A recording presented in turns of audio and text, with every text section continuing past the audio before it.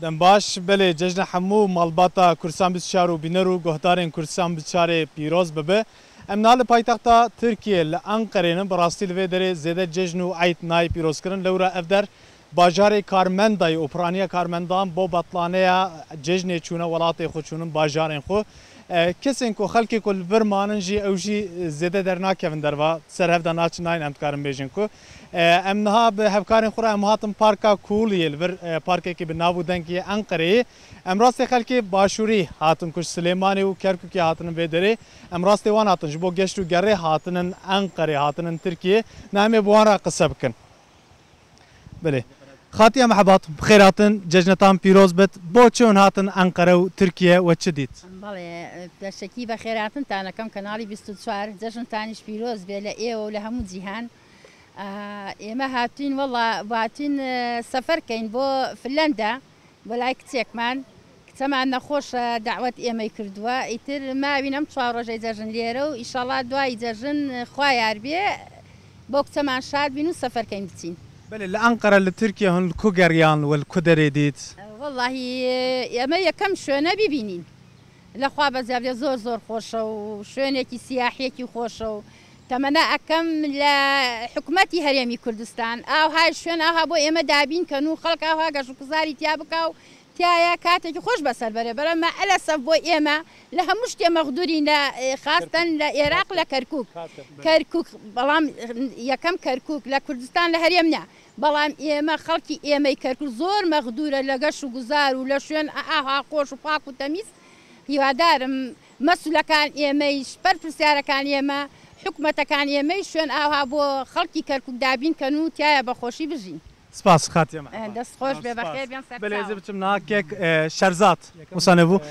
کاکا بله ازی بخیراتنەوە دکم جژنەوە پیرۆز بێ بۆ چۆن هاتن ئەنقەرە و تورکیە و چ دیت جژنەڤەر و جژنە باشوور جژنە کەرکووک بۆ وێدا مقایسەیەکی چەوان دکارم بکەن والله جژنی ئێمە لەگەڵ جژنی تورکیایە فەرقی زۆرە جژنی ئێمە خۆشتر لە جژنی تورکیا بەس جەوەکەی ئەوان لە جەوەکەی ئێمە خۆشترە پیرۆزبایی لێرەوەی پیرۆزبایی لە براکانمان خوشکەکانمان لە مناڵەکانمان نەکەین پیرۆزبایی لە شاری کەرکووک و سلێمانی هەولێکش یەکەین ئینشەڵڵا جژنیان پیرۆز بێ بە دڵ خۆش ژیانێکی خۆش بنە سەر ئەتر پێ خۆشحاڵ زۆر سپاس من بچم محمد جی هاتیه ماشاءالله محمد جی خورتێکی گەلێک جوانە محمد بخێراتی جژنتان پیرۆز بێت جژن تۆش پیرۆز جژن چاوا دەرباست بێت چاوا دبینی وەڵی جژن بەلای منەوە خۆشترین ڕۆژە بەلای منەوە ئیتر پیرۆزبایی جژنیش لە کەناڵی کوردستان 24ەکەم و لە خزم و کەسوکارم و هەموو ئەو کەسانی کە لە دەور و پشت من ئیتر هیوادارم هەموو زەوی جەژنێکی خۆش بەسەر برد ماشاءالله سۆرانیا تێژی زۆر باشە محەممەد دیاریە جژنی بۆتە هات کیت دیاریکی دانتە باش زۆر سپاس کاکا توش بخێراتی جژنتان پیرۆز بێت بۆ چۆن هاتن تورکیە و ئەنقەرە ئۆلڤەرشوندا وێ باوەرم بەرنامە هەنێ بچم بەحرا ڕەش هونە لێ دەریژ بگەڕن کاری بەحسەوەی بکە تاوان پێشەکی زۆر سپاسانەکەین تەمان ئێمە خێزانێکی بچووکین لە 3 کەس پێکهاتوین یەکەم سەفەرمان بۆ ئەنقەرە بووە ئینشاڵڵا سەردانی 3-4 شاریەکەم بە تایبەتی بەشی مەنتیقی باکوور وەک ترابزۆن و سامسۆن و دەچینە بۆرسەوە ئەستەمبوڵ و بەو شێوەیە بەرنمەیەکی سروپڕمان داناوە بۆ گەشتەکانمان باکوورژی هەیە بەرنامەوەدا هەنێ بچن ئامەد مێردین وان دەراژی وان شارێن خۆشن گەورەن ڕاستە بەڕاستی سەرەتا بەرنمەکەمان وابوو ویسمان یەکەم جا بچینە دیاربەکر و ئامەد و ئەوانە بەزیتر هەندی حاڵە هاتە پێشەوە نەماتوانی دەمێ ئینشاءڵڵا زۆر سپاس سپاسانەکەم زۆر سپاس بچم باخوشکامژی ئەنج بخێراتن جژنتان پیرۆز بێت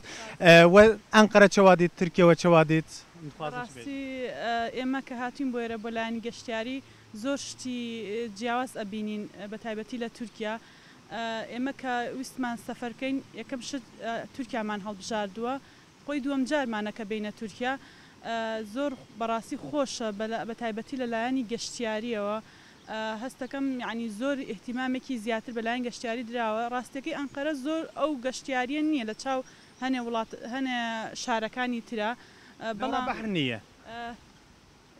خۆی زۆربەی خەڵک زیاتر بۆ بەحرەکان ئەڕۆن بەڵام ئێمە خودی خۆمان حەزمان زیاتر لە شوێنە ئەسەریەکانە وەکو مۆزەخانەکان زۆربەی گەڕاوین ئینشاڵڵا ئەمانەوێت سەفەر بکەین بۆ ترابزۆن و پاشانیش سامسۆن جا لێرەشەوە حەزم کرد بە فرسەتم زانی زۆر سوتفێکی جوان بوو کە ئێوەمان بینی هیوادارین کە لایەنەکانی خۆمان زیاتر هەوڵبەن لایانی گەشتیاری پەرە پێ بدەن اینجا زین زۆر بیرۆکەی شتی جوان هەیە شتی ئاسان شتی جوان لە وڵاتانە وەری بگرن لە لای خۆمان جێبەجێکەین هیوادارم زۆر سپاس زۆر سپاس بۆ تۆ محەممەد دەنگێتەوە خۆشە گەلۆ دکاری مەرە گۆرانی بێژی ستران بێژی محەممەد دەنگێتە خۆش نییە با خۆش گۆرانێکی بێژە کا بۆ جژنێ کوردی ئینگلیزی فەق نییە باش ئینگلیزی بێژە بێژی بێژە باشتە بە ئەم ڕجات کەنجتە ها محەممەد بێژە کا چەپکێک بۆ محەممەد لێخن و محەممەد جێک بکەن چەپک کەوە چەپکێک بۆ محەممەد لێخن محەممەد برات جەسارەت و مۆرال و مۆتیڤاسیۆن عەرەبی بڵێ عربي دلي كرم السلام عليك يا رسول الله السلام عليك حبيبي يا نبي الله يا رسول الله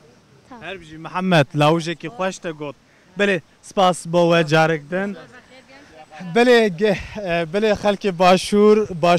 کرکوک و سلیمانی خلک کاتبون انقره انکارو باره وان هنن جبو کو بچن در ولد جبو بچن فنلندا جبو ویجی چند روز لانقره دمینن دوراجی بشکی جوان انتکارم بیجن کو در باس بحر رش یا ترکیه ببن و بچن طرابزون وان در بگرن و ججنا خوشی بوی اوای به پارکا به سیرانگه انتکارم بیجن کو در باست کن